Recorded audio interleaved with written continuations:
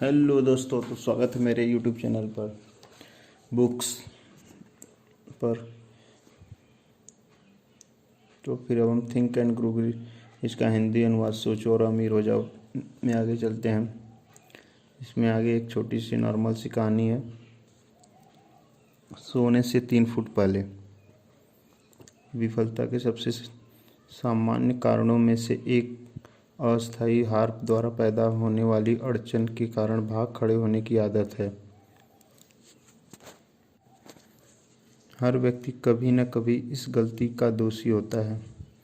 R.U. Darwin के एक uncle gold rush के दिनों में स्वर्ण बुखार से ग्रस्त हो गए थे और खुदाई करके अमीर बनने पश्चिम चले गए थे। उन्होंने कभी नहीं सुना था कि पृथ्वी से निकाले गए आज तक के सोने की तुलना से अधिक सोना आदमी के दिमाग से खनन किया गया है। उन्होंने दावा किया और कुदाली और फावड़े से काम करने चले गए।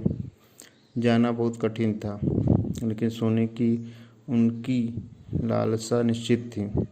सप्ताहों के श्रम के बाद वे चमकने वाली ऐश की खोज के द्वारा पुरस्कृत हुए। ऐश को सतह पर लाने के लिए उन्हें मशीनरी की जरूरत थी। उन्होंने चुपचाप खदान को ढक दिया। विलियम्सबर्ग, मैरीलैंड में अपने घर की ओर जाने वाले नक्शे कदमों को दोहराया, अपने रिश्तेदारों और कुछ पड़ोसियों को खोज के बारे में बताया। उन्होंने आवश्यक मशीनरी के लिए पैसा इकट्ठा किया, उसे भिजवा दिया। अंकल और डार्बी खदान का काम करने के लिए वापस चले गए। एस की पहली कार का खनन किया गया और एक प्रागलन-शाला में को भेज दिया गया। मुनाफे ने साबित कर दिया कि उसके पास करोड़ों की सबसे समृद्ध खननों में से एक थी। एक्स की कुछ और कारें कर्जे को निपटा देती। तब एक बड़ा लाभ आता है। खुदाई गहराई होती गई। डार्बी और अंकल की उम्मीदें ऊपर चढ़ती गई। फिर कुछ हुआ।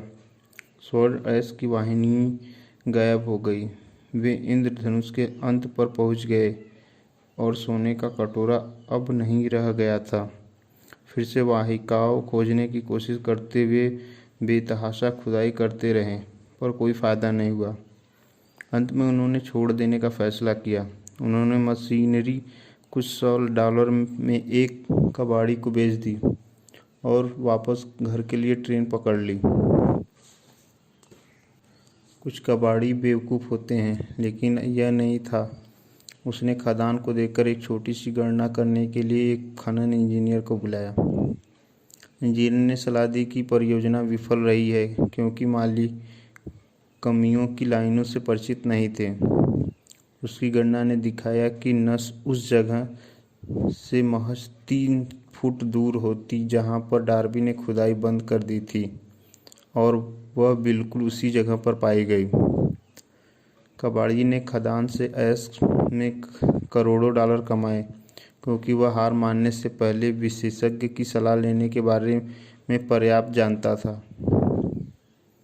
अधिकांश पैसे जो मशीनरी में चला गया था, R.U. डार्बी को तब तक एक बहुत ही युवा आदमी था के प्रयासों से प्राप्त हुआ था।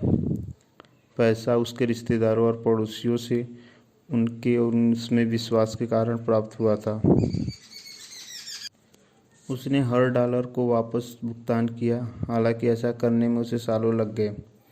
लंबे समय बाद श्रीमान डार्बी ने अपने नुकसान की कई गुना भरपाई कर ली। तब उन्होंने यह खोज कर ली कि इच्छा को सोना में रूपांतरित किया जा सकता है। यह खोज उनके जीवन बीमा बेचने के व्यवसाय में जाने के बाद हुई।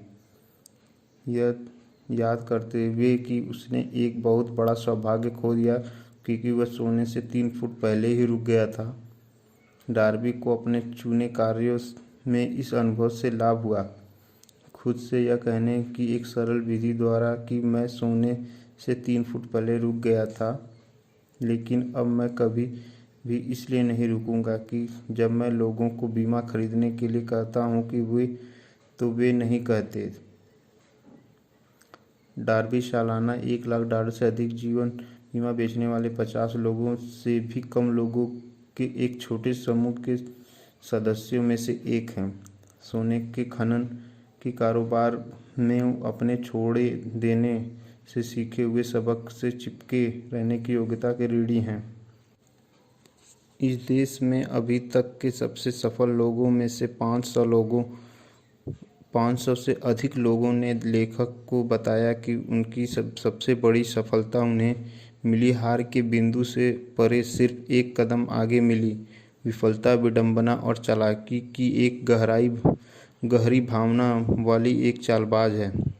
यह सफलता पर लगभग पहुंचे हुए व्यक्ति को ठोकर मारने में बड़ा आनंद लेती है। तो ये थी एक छोटी सी कहानी जिससे हमें ये पता चलता है कि हमें मेहनत करना चाहिए और कभी भी हार मानकर बैठना नहीं चाहिए।